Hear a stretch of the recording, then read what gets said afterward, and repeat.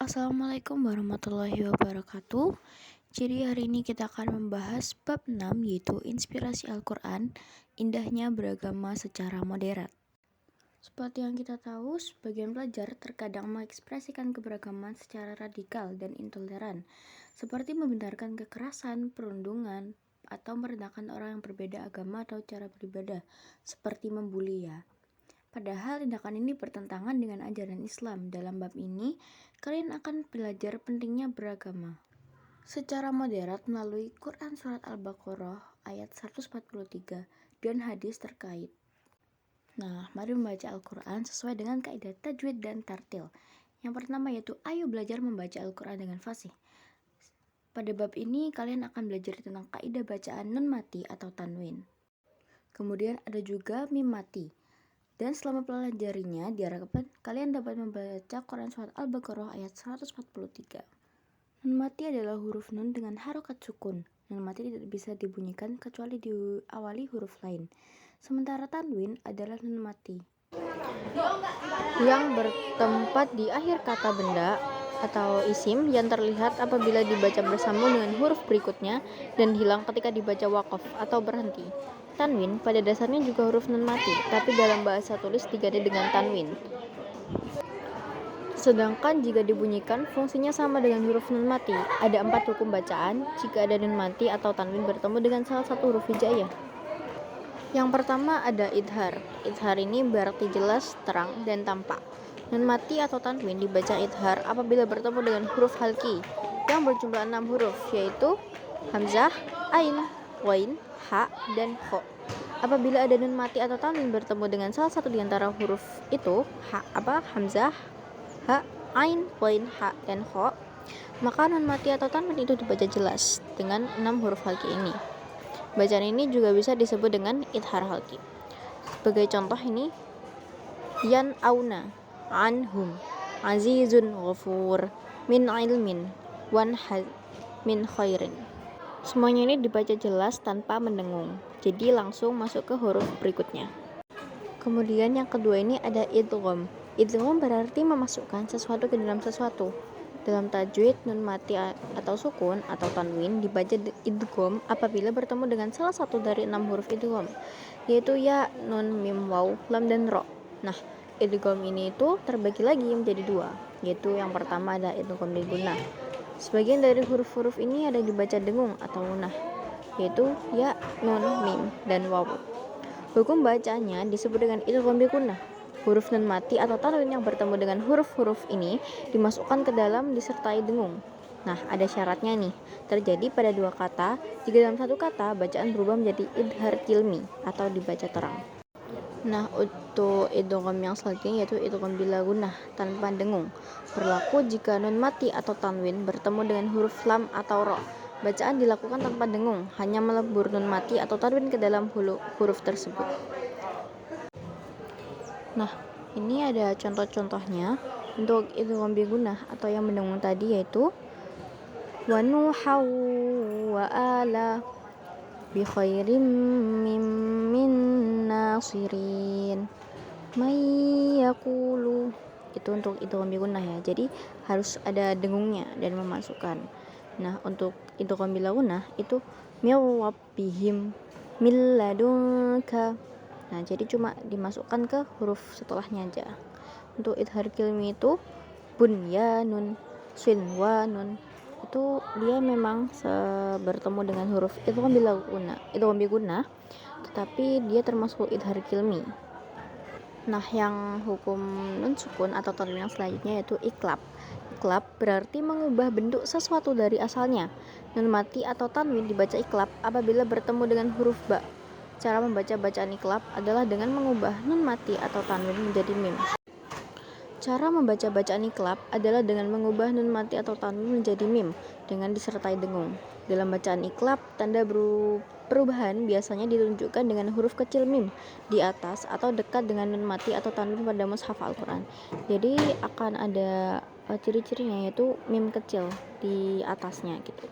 Contohnya ini, musaddiqan bi kalimatin min ba'din dzurriyyatan ba'duha Itu tadi contohnya untuk iklab.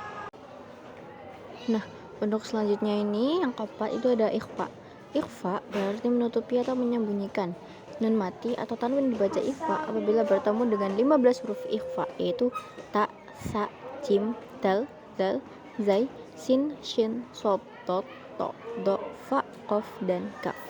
Cara membaca bacaan ikhfa adalah dengan menyembunyikan huruf nun mati atau tanwin yang bertemu dengan huruf-huruf tersebut atau dibaca samar. Nah, misal ya, ini contohnya. Milladunka dzurriyyatan thayyibatan indaha unsa in kuntum. Ya, jadi nun sukunnya ini tuh masuk antara nun atau ke huruf selanjutnya atau dibaca samar ya untuk ikhfa. Oke, masuk ke bacaan atau subbab yang selanjutnya, yaitu bacaan mim mati. Yang pertama ada ikhfa syafawi. Ikhfa berarti menutupi atau menyembunyikan, sedangkan syafawi berarti bibir. Disebut ikhfa syafawi apabila ada huruf mim mati bertemu dengan huruf ba. Cara membacanya, huruf mim mati disembunyikan dengan dibaca samar antara jelas dan berdengung. Kemudian yang kedua ada idgham mislain atau idgham mimi. Idgham berarti memasukkan, sementara mislain artinya sama. Disebut dengan mislain apabila ada huruf mim mati bertemu dengan huruf mim. Cara membacanya, huruf mim pertama dimasukkan ke dalam huruf mim kedua. Kemudian yang ketiga, selanjutnya idhar syafawi. Idhar berarti jelas, terang, dan nampak, sementara syafawi berarti bibir. Disebut dengan bacaan idhar syafawi apabila ada huruf mim mati bertemu dengan huruf selain ba dan mim. Cara membacanya, huruf mim mati dibaca jelas. Nah, ini adalah contoh hukum bacaan mim sukun ya. Ada 3, ikhfa syafawi, idgham mimi, dan idhar syafawi. Nah, untuk ikhfa syafawi itu yaitu cara membacanya adalah memasukkan ya ke ba. Jadi seperti ini. Tarmihim bihijaratin, seperti itu. Dan kemudian ada idgham mimi, memasukkan mim ke mim yang selanjutnya, atau dia itu dengung, tasydid. Walakum ma fil ard. Nah, itu. Kemudian untuk idhab syafawi itu adalah huruf hijaiyah selain mim dan ba, dibacanya terang. Falahum ajrahum. Jadi harus cepat ya, harus terang, jelas, seperti itu. Nah, untuk ini kalian bisa membacanya dan juga menghafalnya dengan menulis atau menghafal secara lisan ya. Ini ayat ini menjelaskan mengenai toleransi. Al-Baqarah ayat 143. Nah, setelah kalian sudah membaca, belajar menulis dan menghafal, sekarang saatnya kalian belajar lagi untuk menghafal dengan tulisan nih. Jadi ada titik-titik, kalian bisa mengisi titik-titik tersebut sesuai dengan yang sudah kalian hafalkan tadi. Kemudian kalian bisa belajar menerjemahkan, yaitu telah ada di PPT, artinya dan demikian pula kami telah menjadikan kamu umat Islam, umat pertengahan, agar kamu menjadi saksi atas perbuatan manusia dan agar Rasul Muhammad menjadi saksi atas perbuatan kamu. Kami tidak menjadikan kiblat yang dahulu kamu berkiblat kepadanya, melainkan agar kami mengetahui siapa yang mengikuti Rasul dan siapa yang berbalik ke belakang. Sungguh, pemindahan kiblat itu sangat berat kecuali bagi orang yang telah diberi petunjuk oleh Allah, dan Allah tidak akan menyia-nyiakan imanmu. Sungguh, Allah Maha Pengasih, Maha Penyayang kepada manusia. Surat Al-Baqarah ayat 143. Nah, setelah mampu membaca, menghafal, dan menulis dengan benar, selanjutnya mengetahui artinya. Isilah kolom kosakata di bawah ini untuk mengetahui arti kata-kata kunci pada ayat-ayat tersebut. Setelah mengetahui tajwid, kita harus mempelajari kandungan dari ayat tersebut. Ummatan wasaton, yang berarti umat pertengahan, di mana Allah Subhanahu wa taala menyatakan bahwa umat Islam adalah umat pertengahan. Ayat ini menunjukkan bahwa ajaran Islam bersifat moderat, sehingga umat yang mengamalkan ajaran Islam adalah umat yang moderat. Dalam tafsir lengkap Kemenak pada Quran, Kemenak in World, ada 2 sifat yang melekat pada ummatan wasaton. Pertama, umat ini digambarkan sebagai umat yang berlaku adil dengan menegakkan keadilan dan kebenaran, serta membela yang hak dan melenyapkan yang batil. Kedua, ummatan wasaton digambarkan sebagai umat yang berada di posisi tengah antara orang-orang yang mementingkan keduniaan dan orang-orang yang hanya mementingkan akhirat. Umatan wasaton itu apa aja sih? Yang pertama yaitu umat yang adil. Umat yang adil memiliki 3 dimensi makna: kesamaan, keseimbangan, dan proporsional. Pertama, adil dalam makna kesamaan berarti memberikan perlakuan yang setara kepada semua orang, tanpa membedakan latar belakang, agama, sosial, ekonomi, atau politik. Perbedaan tersebut tidak boleh menjadi alasan untuk perlakuan yang berbeda. Dimensi kedua, keseimbangan, menunjukkan bahwa adil tidak selalu berarti perlakuan yang sama. Sebagai contoh, memberikan fasilitas khusus kepada penyandang disabilitas seperti jalur khusus untuk kursi roda bukanlah perlakuan tidak adil, melainkan untuk menciptakan keseimbangan agar semua peserta didik terlayani dengan baik. Yang terakhir yaitu adil dalam makna proporsional, berarti menempatkan segala sesuatu pada tempatnya atau memberikan hak kepada yang berhak. Misalnya memberikan kesempatan kepada yang datang lebih awal, memilih pengurus OSIS berdasarkan kemampuan, atau menetapkan juara lomba berdasarkan nilai tertinggi. Kemudian yang kedua yaitu umat yang moderat, posisi tengah antara mementingkan kepentingan dunia dan akhirat, sebagaimana Tafsir Quran Surat Al-Baqarah ayat 143 dapat diartikan sebagai sikap moderat, yaitu menghindari perilaku ekstrim atau fanatik. Sikap moderat mengajarkan umat Islam untuk menyeimbangkan antara kebendaan dan hak ketuhanan tanpa berlebihan dalam agama atau duniawi.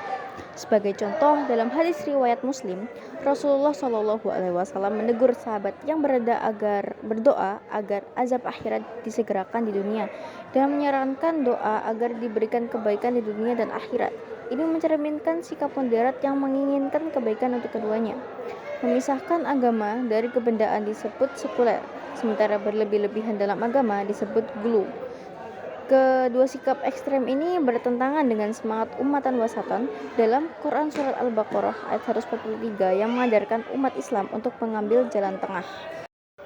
Nah, ini adalah hadisnya, yang artinya dari Abu Hurairah radhiyallahu anhu berkata, Rasulullah SAW bersabda, amal seseorang tidak akan pernah menyelamatkannya. Mereka bertanya, engkau juga wahai Rasulullah? Beliau menjawab, begitu juga aku, kecuali jika Allah melimpahkan rahmatnya, maka perbaikilah, tetapi jangan berlebihan. Bersegeralah di pagi dan siang hari. Tentulah itu dengan akhir-akhir waktu, malam. Berjalanlah pertengahan agar kalian mencapai tujuan. Hadis ini mengajarkan umat Islam untuk bersikap moderat, menyeimbangkan kehidupan dunia dan akhirat. Rasulullah SAW menganjurkan umat untuk bekerja keras di siang hari dan beribadah khusyuk di malam hari. Beliau juga mengajarkan agar umat berjalan di jalan pertengahan dalam segala hal, jadi tidak memihak di satu hal saja dan fanatik di satu hal saja.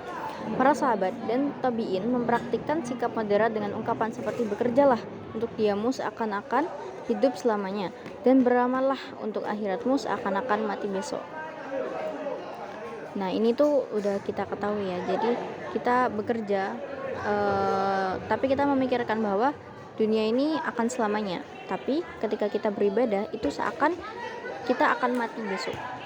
Sikap moderat tercermin dalam kehidupan sehari-hari, seperti menjalankan aktivitas dunia dan ibadah dengan seimbang.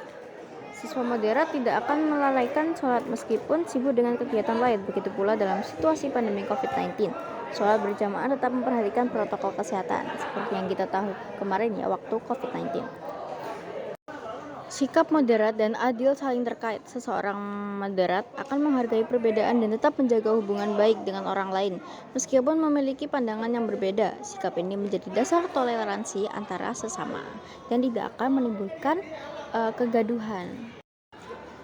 Sejarah Pancasila dan sikap moderat para pemimpin umat Islam.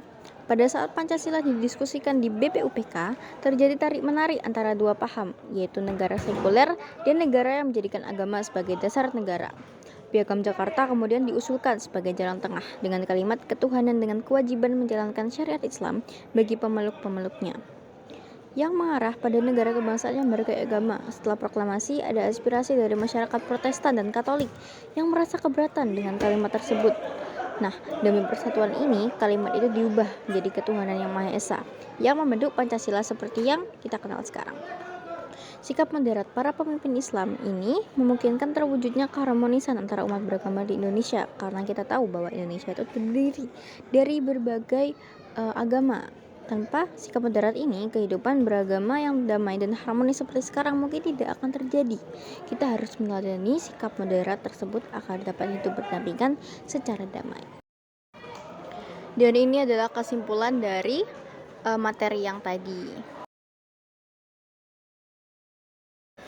Mungkin itu saja dari saya, kurang lebihnya mohon maaf. Wassalamualaikum warahmatullahi wabarakatuh.